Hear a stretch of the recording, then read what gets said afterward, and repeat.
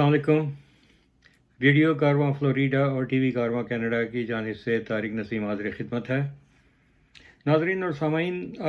आज का मौजू गो कि हम ज़रा लेट डिस्कस कर रहे हैं, लेकिन आप ही की फरमाइश पर मुझे इसके बारे में लब कुशाई करना पड़ी कि पाकिस्तान में जो औरत मार्च ख़वातीन के आलमी दिन के मौका पर हुआ,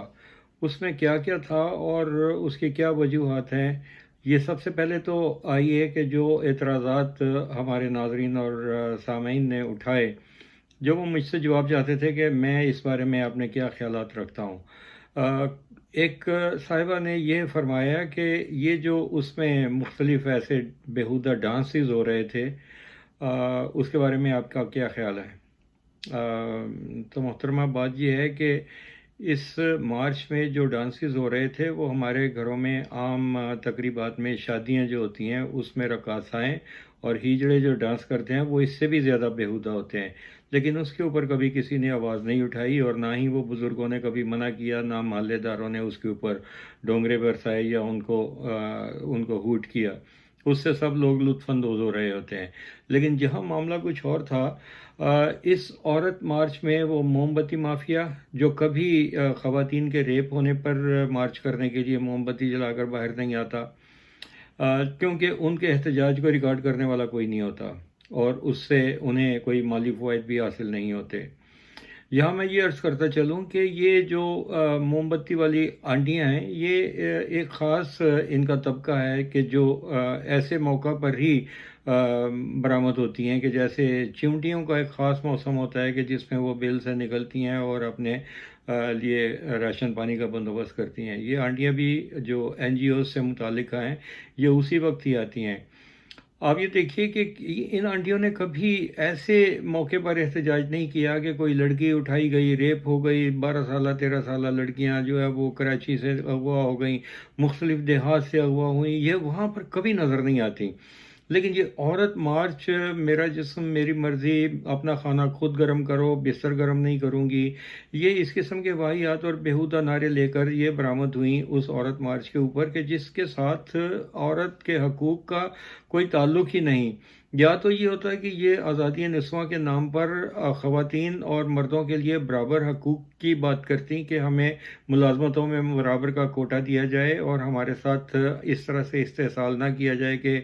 टीचर्स के मुकाबले में प्राइवेट स्कूलों में ख़वातीन को बहुत कम तनख्वाहें मिलती हैं, मर्दों को ज़्यादा मिलती हैं। कोई इस नौइयत की बात होती तो ख़वातीन के हकूक़ की बात समझ में भी आती थी। लेकिन फ्रांस के झंडे लहराना और धनक के झंडे, जो आम तौर पर यही समझा जाता है कि वो LGBT कम्युनिटी के झंडे होते हैं, ये लेस्बियन और गेज़ और बाइसेक्सुअल और ट्रांसजेंडर्स LGBT कम्युनिटी कहलाती है, उनके झंडे, ये सिर्फ फॉरेन फंडिंग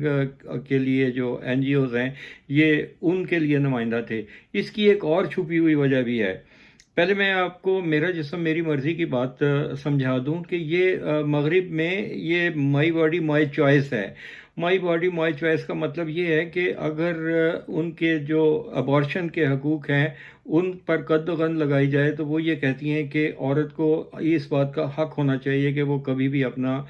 हमल गिरा सकती है और उसका अबॉर्शन करवा सकती है। जबकि इसके मुकाबले में ये लोग ज़रा ज़्यादा लिबरल कहलाते हैं। इसके मुकाबले में हमने यहाँ हस्पतालों में और अबॉर्शन सेंटर्स के सामने लोगों को मुज़ाहरा करते हुए देखा, जिसमें छोटे बच्चे लेकर माएँ आई हुई होती हैं और बूढ़े बुज़ुर्ग ख़वातीन, वो सब लोग होते हैं और वो लोग प्रो लाइफ कहलाते हैं और इस बारे में उनके बिल बोर्ड भी नज़र आते हैं जो मुख्तलिफ़ शाहराहों पर लगे हुए होते हैं कि हम लोग प्रो लाइफ हैं, और वो बड़े इतने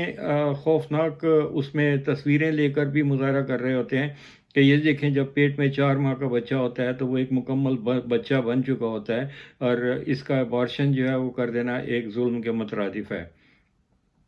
और ये लेकिन ये बिस्तर गर्म कर लो, खाना गर्म नहीं करूँगी और मैं ये कर दूँगी, वो कर दूँगी, एक इस किस्म के औरत मार्च जो तो मगरिब में भी नहीं होते। ये नारे लेकर या तो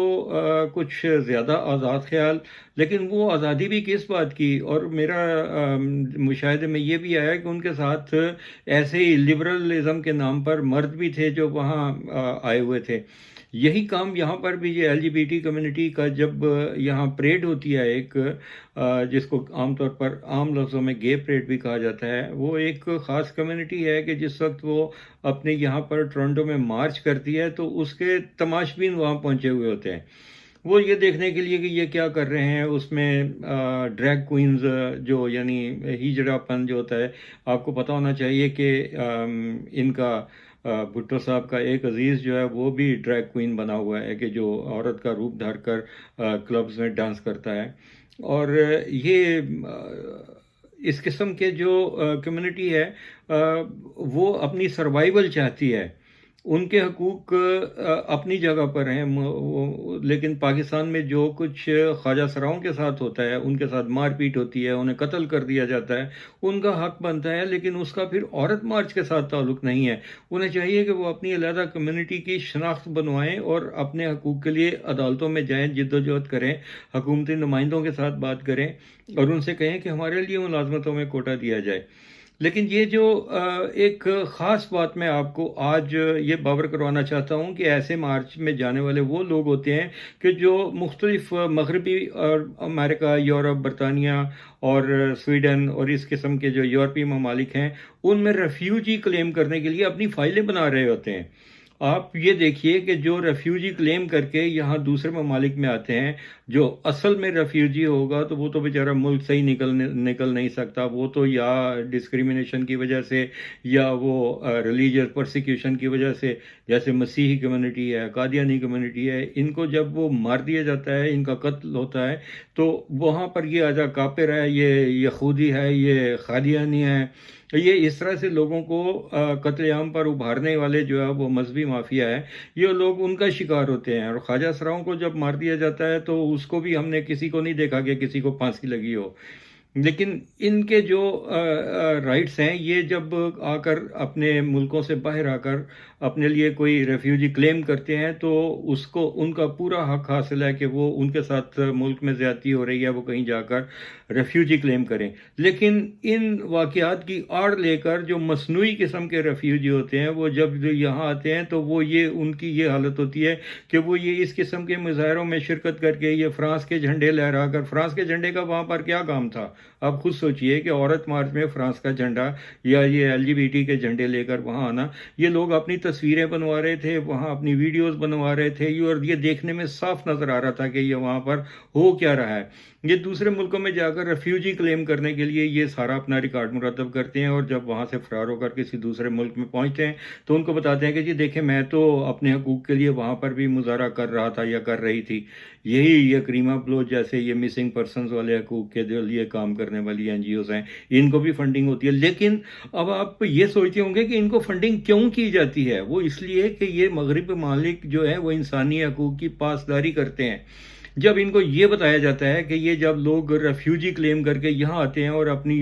فالس فائلز بھی جو ہے وہ یہاں کی گورنمنٹس کے سامنے رکھتے ہیں، تو وہ کیا آپ کا کیا خیال ہے کہ وہ فائل ایک جگہ پر ٹھپ ہو جاتی ہے، بند ہو جاتی ہے؟ ان لوگوں نے اپنے ہی وطن عزیز کے خلاف دوسرے ملکوں میں جا کر اس کی FIR کٹوا دی ہوتی ہے۔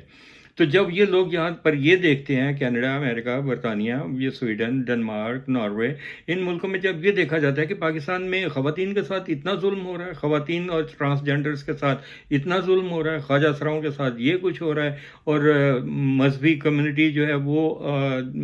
مائنارٹی کے ساتھ یہ کچھ کرتی ہے، تو اس بات پر جو ہے ان لوگوں کو جو ہے وہ پرسیکیوشن ہوتی ہے، اور یہ لوگ جس وقت یہاں پر ریفیوجی کلیم کرتے ہیں تو وہ ساری فائلیں ان کے آگے رکھ دیتے ہیں۔ اب آپ یہ دیکھیے کہ جو تو صحیح کے ریفیوجی ہیں، ان کو پورا حق حاصل ہے کہ وہ کسی دوسرے ملک میں جا کر ہجرت کر جائیں اور وہاں جا کر تو وہ پروٹیکشن لیں۔ لیکن یہ جو فیک جو ہوتے ہیں، اس میں آپ یہ دیکھیں کہ یہ کون سے لوگ تھے کہ جو اپنے خلاف، اپنے وطن کے خلاف FIR کٹواتے ہیں، اور پھر یہ کہتے ہیں کہ جی ہمارے ساتھ وہاں یہ ہو رہا ہے، یہاں پر یہ سوچا جاتا ہے کہ یہاں پر یہ ہوتا ہے۔ جس وقت ہمارا اخبار کارواں اور ریڈیو کارواں ٹورنٹو میں بیس تھا، تو اس وقت صدر مشرف اور صدر بش کے بارے میں سب سے زیادہ سخت جو نشریہ تھا وہ ہمارے ریڈیو پر ہوتا تھا، اور سب سے زیادہ سخت جو زبان استعمال ہوتی تھی وہ ہمارے اخبار کارواں میں ہوتی تھی، اور اس کا ریکارڈ بھی ہمارے پاس موجود ہے. لیکن ہر سال میں پاکستان بھی جاتا تھا، مجھے صدر مشرف کے خلاف بولنے پر کبھی کسی نے نہیں اٹھوایا، حالانکہ یہاں کی کونسلیٹ ان کو بتاتا تھا کہ یہاں یہ ریڈیو آپ کے خلاف بات کرتا ہے، یہ پرسن آپ کے خلاف بات کرتا ہے، اور یہ اخباروں میں یہ کچھ جا رہا ہے.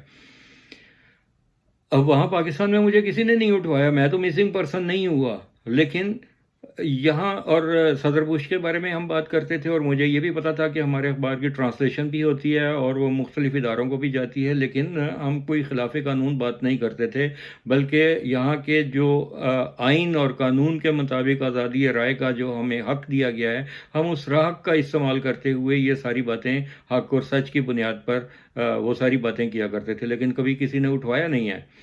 اور میں یہ بات کر رہا تھا کہ یہ جو ریفیوجی کلیم کرنے والے ہیں وہ یہاں پر بھی آ کر LGBT کے جو وہ مظاہرے ہیں ان میں بھی شریک ہوتے ہیں، اس میں بھی اپنی ویڈیو بنواتے ہیں. اور یہ جو کونسلیٹ پاکستانی کونسلیٹ کے سامنے جو جا کے مظاہرہ کرنے والے لوگ ہیں، اور کہ جی ہمارے ساتھ یہ ہو گیا، پاکستان میں یہ کچھ ہو گیا، وہ کچھ ہو گیا، یہ لوگ وہاں پر بھی اپنی جا کر ویڈیو بناتے ہیں، اور امیگریشن اور ریفیوجی بورڈ کے سامنے وہ لے جا کر رکھتے ہیں کہ جی ہم تو ایکٹیوسٹ ہیں. یہ کریمہ بلوچ اور یہ جو ان کے ساتھی جو ادھر ادھر مارے گئے، یہ تو کسی دوسرے ملک کے ایجنڈے پر تھے اور ان کے اوپر کام کر رہے تھے. اب آپ یہ دیکھیے کہ کراچی میں جو چینی کونسلیٹ کے اوپر حملہ ہوا اور اس میں جو 3 دہشت گرد مارے گئے تھے، وہ بھی مسنگ پرسنس کی لسٹ میں تھے. تو یہ مسنگ پرسن کیا بلوچ آرگنائزیشن ہے یا پشتون تحفظ موومنٹ ہے؟ یہ کون لوگ ہیں؟ یہ فارن فنڈنگ ان کے لیے ہو رہی ہے کہ جو دہشت گردی کے لیے کروائی جاتی ہے. یہ بھی یہاں آ کر یہ بتاتے ہیں کہ جی ہمارے ساتھ تو بلوچوں کے ساتھ یہ ظلم ہو رہا ہے، اور یہ جو ہمارے محمود اچکزئی صاحب ہیں وہ بھی ان کے حقوق کے علم بردار ہیں. منظور پشتین ہے، اور 2 ہمارے MNA صاحبان ہیں، وہ جن کو PTI نے اپنی سیٹیں دے کر تو وہ ان کو MNA بنوایا تھا، وہ بھی زہر اگلتے ہیں. تو یہ عورت مارچ میں جو کچھ ہوا، اور جو اس قسم کے جو بلوچوں کے حقوق کے لیے بات کرنے والے، یہ وہی لوگ ہیں کہ جو یہاں پر آ کر ریفیوجی کلیم کر کے ایک نئی اپنی دنیا آباد کرنا چاہتے ہیں، اور اس میں بڑی حد تک کامیاب بھی رہتے ہیں. یہ میرا نقطہ نظر تھا. آپ اس سے یقیناً اختلاف کا حق رکھتے ہیں. اگر آپ کے خیالات اس سے مختلف ہوں تو ہمارے کومنٹ سیکشن میں آپ اپنے خیالات کا کھل کر اظہار کریں. ہم سے ممکن ہوا تو ہم اس کا بالکل مکمل جواب اور تسلی بخش طریقے سے جواب بھی دیں گے، اور بلکہ ہم آپ کے کومنٹس کے منتظر بھی رہیں گے کہ آپ بتائیے کہ وہاں پر جو ڈانسز ہوئے عورت مارچ کے درمیان، کیا وہ ہمارے گلی محلوں میں ہونے والی شادیوں میں اور پارٹیوں میں اس نے ہی بےہودہ تھے، یا وہ ذرا اس سے زیادہ ولگر تھے؟ تو یہ تو سب آپ نے دیکھا ہوا ہے. اس کی ویڈیوز آپ یوٹیوب پر بھی دیکھتے ہیں کہ کس قسم کی حرکتیں ہو رہی ہیں. وہ پھر یہ کہتے ہیں کہ جی جانے دیں، یہ تو خوشی کا موقع تھا. تو یہی جو اگر قوم کی اس طرح سے تربیت کریں گے تو وہ مجھے معلوم ہے کہ وہ بڑی اوچھی وہاں حرکتیں ہوئیں. لیکن پھر یہ ہے کہ وہ آزادی کے نام پر جو ہے نا وہ غلط استعمال بھی ہوتا ہے، کہ آزادی کا تو ایک حد ہوتی ہے. وہ کہتے ہیں کہ شخصی آزادیوں کی حد وہاں پر آ کر ختم ہو جاتی ہے جہاں سے دوسرے شخص کی حد شروع ہوتی ہے. تو آپ اپنی حد میں رہیں، اپنی حدود و قیود میں رہیں، اور اپنی آزادی کو آپ جتنا چاہیں استعمال کریں، اس کو کھل کر اظہار کریں. اظہار رائے ہے، آپ اس کا آپ دیکھ لیجئے کہ ہمارے سیاستدان کس قسم کی جو ہے وہ الٹی سیدھی باتیں بھی کرتے ہیں، لیکن کڑوا گھونٹ پی کر تو حکومت بھی چپ رہتی ہے. اداروں کے اوپر جو ہے رقیق حملے ہوتے ہیں، اس کو بھی برداشت کیا جاتا ہے. تو یہ میرا آج کا موقف تھا. اور یہ عورت مارچ کے بارے میں وہاں پر کیا ہوتا ہے، کیوں جب ہمارے ملک جو مغربی ممالک ہیں وہ یہ دیکھتے ہیں کہ پاکستان میں پرسیکیوشن ہوتی ہے، تو وہ انہی NGOs کو فنڈنگ دیتے ہیں کہ آپ ان لوگوں کی جو پسے ہوئے معاشرے کے وہ افراد ہیں ان کی ہیلپ کریں. وہ ان کی ہیلپ کے نام پر یہ جو موم بتی مافیا ہے اور یہ سارے لوگ جو NGOs والے ہیں، اگر ان کی فنڈنگ دیکھی جائے تو وہ اسی نام کے اوپر یہ مغربی ممالک سے پیسے بٹورتے اور اپنی زندگی کو آسان بناتے ہیں. لیکن در حقیقت انہوں نے جو پسے ہوئے جو ہمارے معاشرے کے طبقے ہیں ان کے لیے کبھی کچھ کام نہیں کیا. That's it. یہ میرا اس بارے میں میری رائے ہے آپ ہمارے کمنٹ سیکشن میں ضرور آ کر اپنے خیالات کا اظہار کیجیے، اور ہمارے